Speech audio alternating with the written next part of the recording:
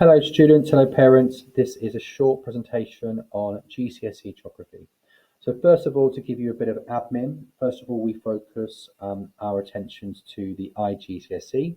This is one GCSE. That comprises of two papers, which will be examined in June, and it's 100% examination based. Fieldwork is a compulsory element that all students must undertake. We do have a field trip, which I'll talk about a little bit later. But if they do not go on the field trip, then we will be undertaking field work on Jersey. Essentially, this leads on to A-level geography or any level 3 related course that you might want to do in the future. To start with, why you might want to study this subject. Well, first of all, it is a relevant and up-to-date subject, and it looks at the past, present actions, and how that's going to shape your futures.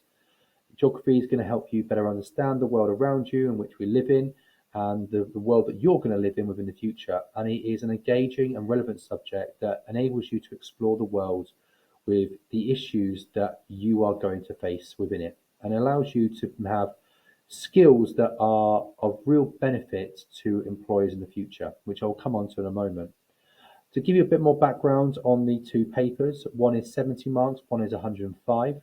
You can see that there is a different weighting and different length for each GCSE subject, but we comprise our GCSE subject on rivers, coasts, urban and economic activity and energy, urban environments, and development and human welfare. And I'll speak about these in a bit more depth and detail shortly. Going back to the kind of skills, I think it's fundamental that you are able to see the skills that you are learning within geography, and that you're able to apply them to other subjects and within your career paths in the future. The skills that you learn are incredibly transferable and beneficial for your career path, and employers often like students having geography as a GCSE, as they understand that you are able to look at a variety of different aspects and make an informal or formal decision about what is best taking the business or the idea forward. So to give you a bit of background, first of all, we're going to be focusing on rivers. Okay, this is just a kind of an overview of what you'll be doing within each of them. Okay, but fundamentally within the rivers kind of topic, what we'll be looking at are characteristics of the hydrological cycle. We'll be looking at features of the drainage basin and what kind of factors would affect them, so precipitation, land use. We'll be looking at kind of fluvial processes in terms of how that shapes the river channel and the river valley. We'll be looking at types of erosion and geology and how that's important. We'll be looking at how river landscapes change over time. So we'll be looking at classic in terms of V-shaped valleys, waterfalls, meanders, oxbow lakes, etc. We'll also be looking at how we use water from rivers, including for agriculture, industry, and even for hygiene. And we're looking at then the variations in that water quality and what we can do to be more sustainable with our water use in the future. Moving on to coast within paper one. Again, these are kind of three kind of bullet points that outline the kind of key areas of the curriculum. But again, we look at kind of marine processes, erosion, deposition, transportation, longshore drift, weathering, mass movement as well, including the use of geology and vegetation. And we look at, the role of erosion and deposition within landforms and how they're created, such as headlands and bays, arches, caves, stacked stumps, spits and bars. And then the distribution of kind of world coastal ecosystems, including coral reefs. And we look at the interaction between the abiotic and the biotic elements of that ecosystem.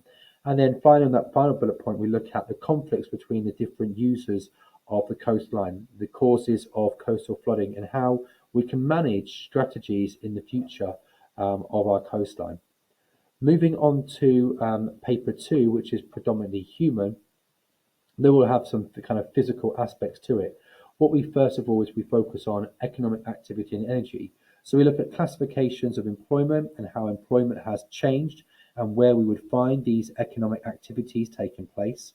We would also look at the role of globalization, mechanization, and governmental policies, and even demographic changes as to why or how that would influence these kind of different economic sectors.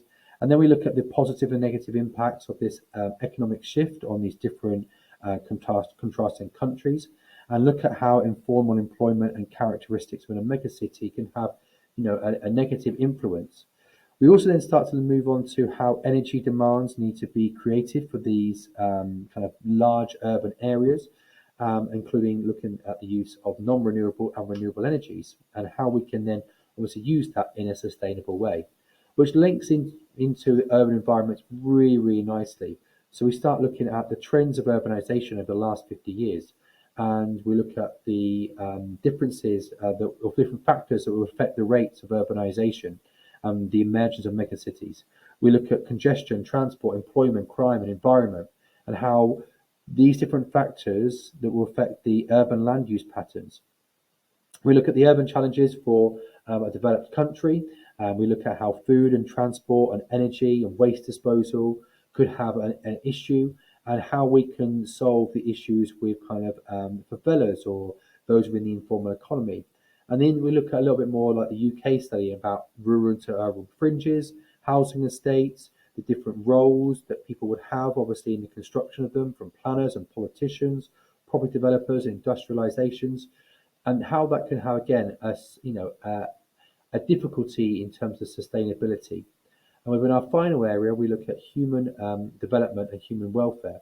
And within that area, what we're really looking at are the different ways of defining development, whether that be social, economic, or environmental, or even political, the ways that we can address economic and social and technological and cultural ways to bring food and water security, looking at ways that we can measure development, why there is uneven development, how we can improve the quality of life and welfare for these people through different strands and different strategies, whether that be from a top-down or a bottom-up approach.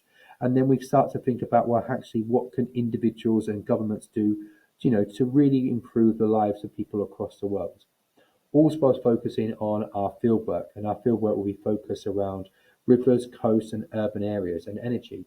And when we go away to the Lake District, we undertake some field work there with the Field Studies Council, who are an excellent organisation who help us get the most out of our students, but also help them show geography within a real practical light.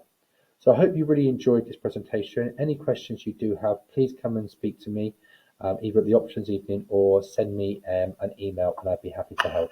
But I'm looking forward to seeing many of you join and undertake GCSE Geography, and I really feel like it would be a much beneficial subject for you in the future. Thanks for listening.